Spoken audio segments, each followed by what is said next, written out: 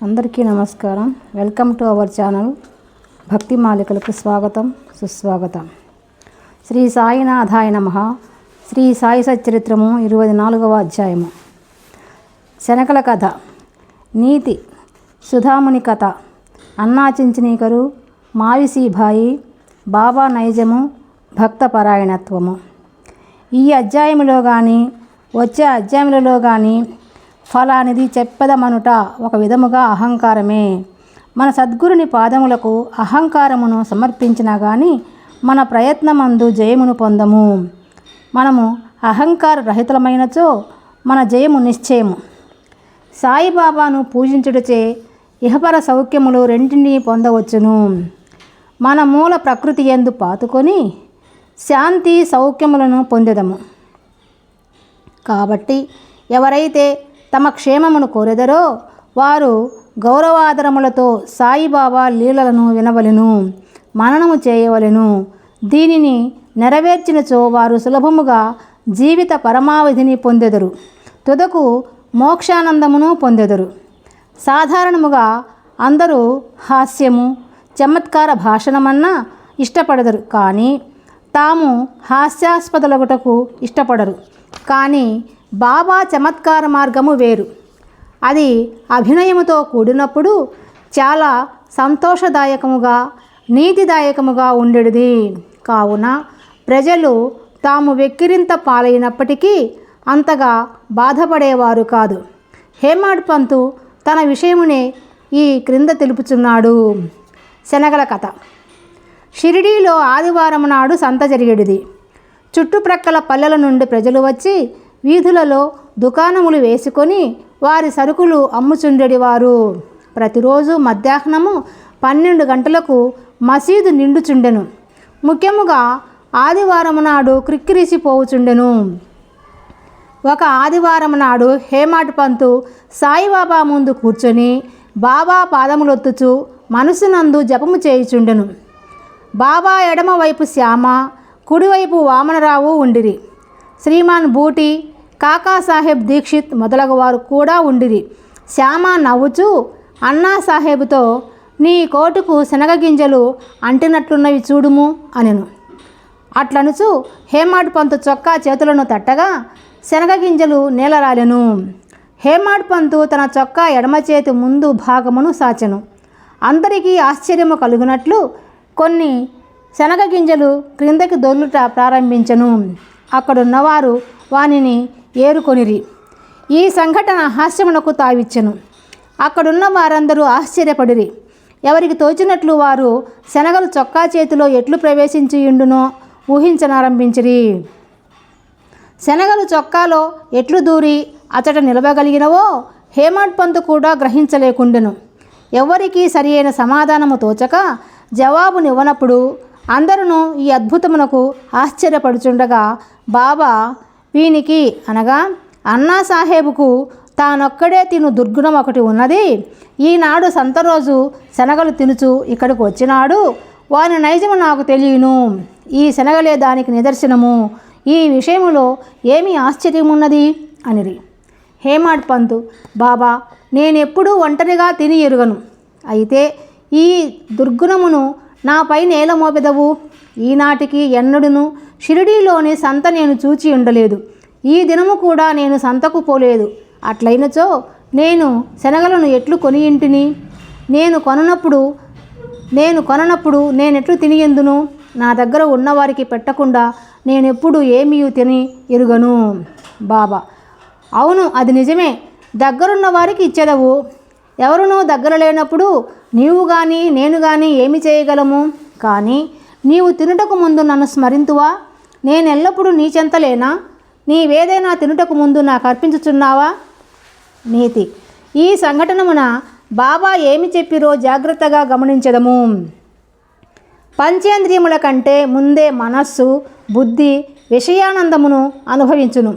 కనుక మొదలే భగవంతుని స్మరించవలెను. ఇట్లు చేసినచో ఇది కూడా ఒక విధముగా భగవంతునికి అర్పితమగును. విషయములను విడిచి పంచేంద్రియములు ఉండలేవు. కనుక ఆ విషయములను మొదట గురునికి అర్పించినచో వాని యందు అభిమానము సహజముగా అదృశ్యమైపోవును. ఈ విధముగా కామము, క్రోధము, లోభము మొదలగు వాని గూర్చిన వృత్తులన్నిటినీ మొట్టమొదట గురునికి అర్పించవలను. ఈ అభ్యాసము ఆచరించినచో దేవుడు వృత్తులన్నీ నిర్మూలనమగుటకు సహాయపడును. విషయములను అనుభవించు ముందు బాబా మన చెంతనే ఉన్నట్లు భావించినచో ఆ వస్తువును అనుభవించవచ్చునా లేదా అను ప్రశ్న ఏర్పడును. ఏది అనుభవించుటకు తగదో దానిని విడిచిపెట్టదము. ఈ విధముగా మన దుర్గుణములన్నీ నిష్క్రమించును, మన శీలము చక్కబడును, గురువునందు ప్రేమ వృద్ధి పొందును, శుద్ధ జ్ఞానము మొలకెత్తును. ఈ జ్ఞానము వృద్ధి పొందినప్పుడు దేహబుద్ధి నశించి బుద్ధి చైతన్య ఘనమున లీనమగును. అప్పుడే మనకు ఆనందము, సంతృప్తి కలుగును. గురువునకు దేవునకు ఎవరు భేదము నెంచెదరో వారు దైవము నెచ్చటను చూడలేరు. భేదములన్నింటినీ ప్రక్కకు త్రోసి గురువును దేవుని ఒకటిగా భావించవలను. ఈ ప్రకారముగా గురుని సేవించినచో భగవంతుడు నిశ్చయముగా ప్రీతి చెందును. మన మనస్సులను స్వచ్ఛము చేసి ఆత్మ సాక్షాత్కారము ప్రసాదించును. క్లుప్తముగా చెప్పునదేమనా, మనము గురుని స్మరించనిదే ఏ వస్తువును పంచేంద్రియములతో అనుభవించరాదు. మనస్సును ఈ విధముగా శిక్షించినచో మనమెల్లప్పుడూ బాబాను జ్ఞప్తి ఎందుంచుకొనుదము. మనకు బాబా ధ్యానమెన్నో రెట్లు వృద్ధి పొందును. బాబా సగుణ స్వరూపము మన కండ్ల ఎదుట నిలుచును. అప్పుడు భక్తి, వైరాగ్యము, మోక్షము మన వశమగును. మన మనస్సునందు బాబాను ఎప్పుడైతే నిలువగలపమో అప్పుడు మనము ఆకలిని, పిపాసను, సంసారమును మరచెదము. ప్రపంచ సుఖములందు గల అభిలాష నశించి మన మనస్సులు శాంతిని, ఆనందమును పొందును. సుధాముని కథ. పై కథ చెప్పుచున్నప్పుడే హేమాడ్ పంతుకు సుధాముని కథ జ్ఞప్తికి వచ్చెను. అందులో కూడా ఇదే నీతి ఉన్నది కనుక దానిని ఇక్కడ చెప్పుచున్నాము. శ్రీకృష్ణుడు, అతని అన్న బలరాముడు, మరి ఒక సహపాఠి సుధాముడను వాడును గురువగు సాందీపుని ఆశ్రమములో నివసించుచుండిరి. శ్రీకృష్ణ బలరాములను అడవికి పోయి కట్టెలు తీసుకుని రమ్మని గురువు పంపెను. సాందీపుని భార్య సుధాముని కూడా అదే పని మీద ముగ్గురి కొరకు శనగలిచ్చి పంపెను. కృష్ణుడు సుధాముని అడవిలో కలిసి, దాదా నీళ్లు కావలను, నాకు దాహము వేయుచున్నది అనను. సుధాముడు ఉత్త కడుపుతో నీరు త్రాగకూడదు కనుక కొంత తడవాగుట మంచిది అనను. కానీ తన వద్ద శనగలున్నవని కొంచెం తినుమని అనలేదు. శ్రీకృష్ణుడు అలసియుండుటచే సుధాముని తొడపై తల ఉంచి గుర్రు పెట్టుచు నిద్రపోయెను. ఇది కనిపెట్టిన సుధాముడు తన జేబులోని శనగలు తీసి తినుట ఆరంభించెను. హఠాత్తుగా శ్రీకృష్ణుడు ఇట్లనెను, దాదా ఏమి తినుచుంటివి? ఎక్కడ నుంచి ఈ శబ్దం వచ్చుచున్నది అనెను. సుధాముడు ఇట్లనెను, తినుటకేమున్నది, నేను చలితో వణుకుచున్నాను, నా పండ్లు కటకటమనుచున్నవి, విష్ణు సహస్రనామమును కూడా సరిగా ఉచ్చరించలేకున్నాను అని సుధాముడు అనెను. ఇది విని సర్వజ్ఞుడగు శ్రీకృష్ణుడు ఇట్లనెను, నేనొక స్వప్నమును కంటిని, అందులో ఒకడు ఇంకొకరు వస్తువులను తినుచుండెను. ఏమి తినుచుంటువని అడుగగా, ఏమున్నది తినుటకు మన్నా అనెను. అనగా తినుటకేమీయూ లేదని భావము. రెండవ వాడు తథాస్తు అనెను, దాదా ఇది ఒక స్వప్నము, నాకివ్వకుండా నీవేమీయూ తినవని నాకు తెలియను. స్వప్న ప్రభావముచే నీవేమి తినుచుంటువని అడిగి తిని. శ్రీకృష్ణుడు సర్వజ్ఞుడని గాని అతని లీలలు గాని తెలిసియున్నచో సుధాముడట్లు చేసి ఉండడు కాబట్టి అతను చేసిన దానిని తానే అనుభవింపవలసి వచ్చెను.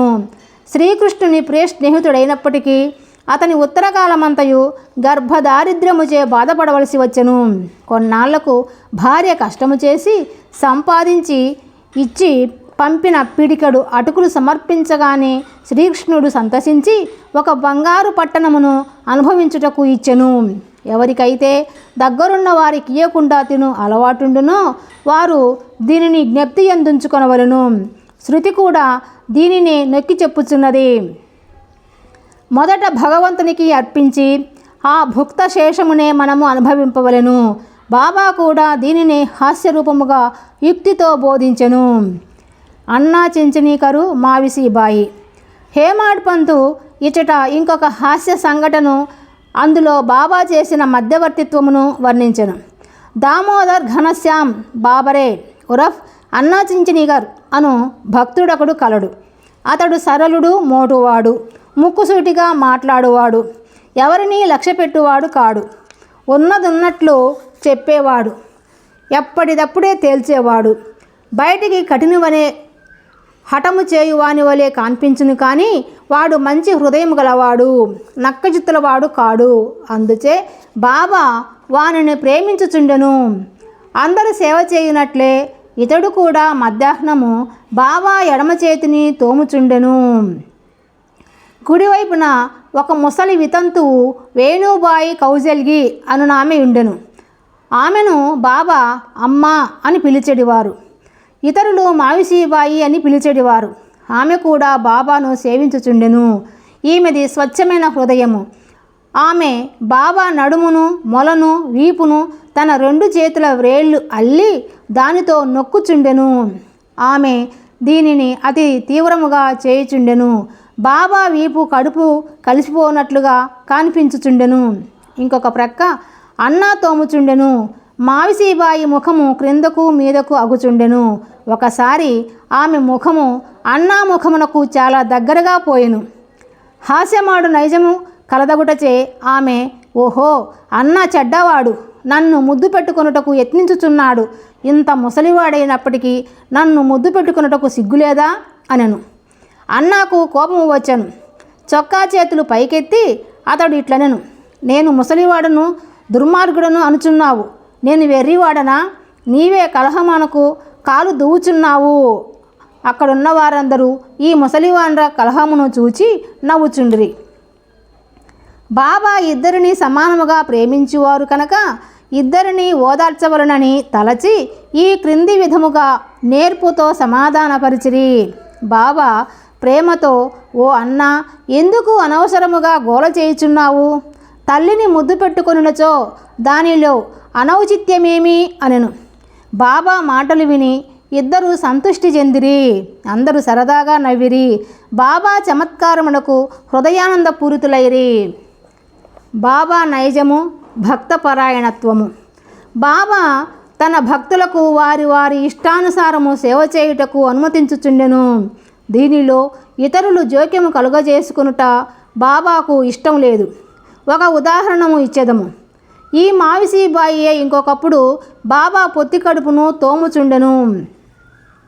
ఆమె ప్రయోగించు బలమును చూచి ఇతర భక్తులు ఆతురపడిరి. వారిట్లనిరి, అమ్మా, కొంచెం మెల్లగా తోముము, బాబా కడుపులోని ప్రేవులు నరములు తెగిపోగలవు. ఇట్లనగానే బాబా వెంటనే లేచి కోపముతో సటకాను నేలపై కొట్టెను. వారి కళ్ళు నిప్పు కణముల వలె ఎర్రనాయెను. బాబాను చూచుటకు ఎవరికీ ధైర్యము లేకుండెను.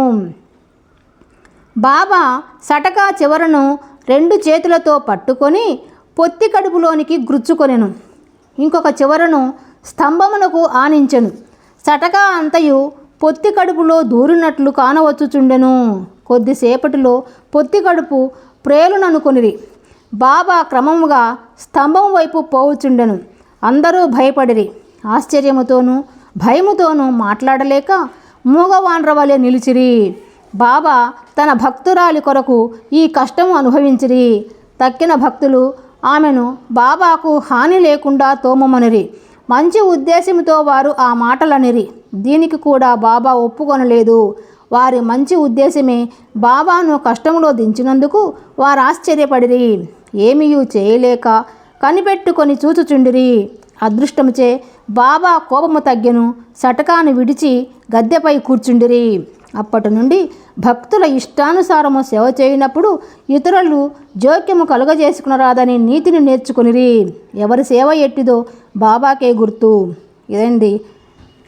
ఈ వీడియో మీకు నచ్చినట్లయితే లైక్ చేయండి, షేర్ చేయండి, సబ్స్క్రైబ్ చేసుకోండి.